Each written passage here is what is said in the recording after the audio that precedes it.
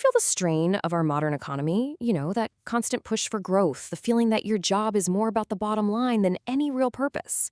Well, today we're going to dive into a really fascinating alternative from the philosopher Takashi Uchiyama. It's an idea that's quietly popping up all over the place, and it suggests a whole new way to think about how we work and live together. But first, let's start with something I think a lot of us can relate to. That feeling of emptiness, right? That sense of hollow busyness that just seems to define so much of our work lives. What is going on there? I mean, seriously, think about it for a second. You work hard, you hit your targets, but when the day is done, do you feel any real connection to what you're doing? Or who you're doing it for? If you're shaking your head, trust me, you are not alone. This feeling is so widespread in Japan that they actually have a name for it. Muen Shakai. It means the society without connections. It perfectly describes this modern world where all the ties that used to bind us, to our jobs, to our neighborhoods, to each other, have just gotten weaker and weaker, leaving us feeling pretty isolated. So what's the cause of all this disconnection? Well, according to Uchiyama, the main culprit is an economic system that's just spun out of control. Let's call it the runaway market economy. At the very core of this system is this idea called market fundamentalism. Basically, it's the belief that the market is the answer to everything, that competition and efficiency are the only things that truly matter, and that the end goal of any activity, whether it's making cars or taking care of people, is just to maximize profit, period. And this slide just lays out the central conflict so clearly. On one side, you have the goal of a corporation, profit maximization. It's simple, it's clear. But on the other side, what's the goal of society? Well, it's to create a better world for all of us, right? You can see right away how those two goals don't always line up. And the consequences of that conflict are pretty much all around us. It's exactly why work can feel so meaningless, because it's been cut off from any real social purpose. This nonstop chase for profit is what fuels inequality, makes jobs less secure, and hurts our planet.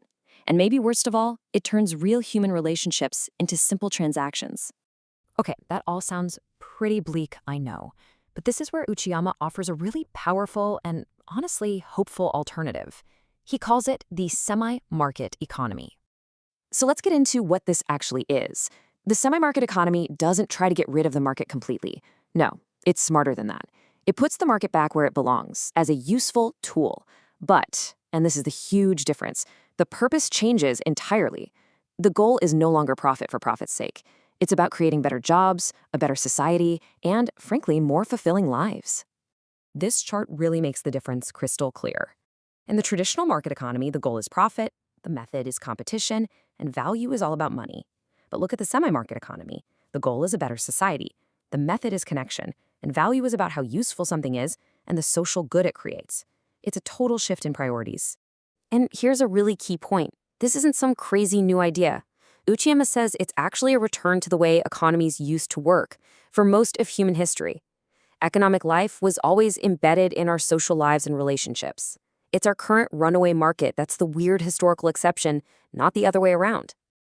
So, what does this actually look like on the ground? Well, it's all about building a society that doesn't just consume things, but one that actively works together to co-create value. And the engine for this is a concept called hyoso, or co-creation. It's about people getting together through real relationships to create all sorts of value, like a stronger community, a healthier planet, a richer culture, all the good stuff in life that you could never possibly put a price tag on. This diagram here is a great way to picture how it works. You can see how something like a social enterprise sits right in the middle. It's a hybrid, right? It pulls the best bits from the private sector, like efficiency, the best from the public sector, that focus on the common good, and the best from citizens themselves, their passion and energy. It blends them all to tackle big social problems.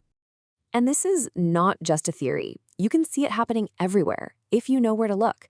It's in businesses that put people and the planet before profits. It's in all the nonprofits and community groups that are weaving our neighborhoods back together. It's in the buy local movements and in people choosing to reconnect with how their food is grown. Okay, so let's pull all these threads together. What's the big takeaway here? What's the ultimate goal of thinking this way? I think this quote from Uchiyama himself just nails it. The old economy is proposing the shape of the new economy. It means we don't have to invent some futuristic system from nothing. The answers are right there, in the timeless, human-centered ways we used to organize ourselves. So it all boils down to this. We have to flip the script. Right now, society often feels like it's serving the economy. The real goal is to re-embed the economy back into society and make it a tool that serves our well-being and strengthens our communities.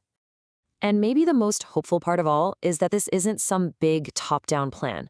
It's a grassroots thing. It's happening in small, quiet ways all over the place. It's kind of like wildflowers, finding ways to grow and bloom in the cracks of the old concrete system. So I'll leave you with this final thought. Take a look around your own community, your own neighborhood. Where can you see this happening? Is it a community garden, a local co-op, that small business that really treats its people like family?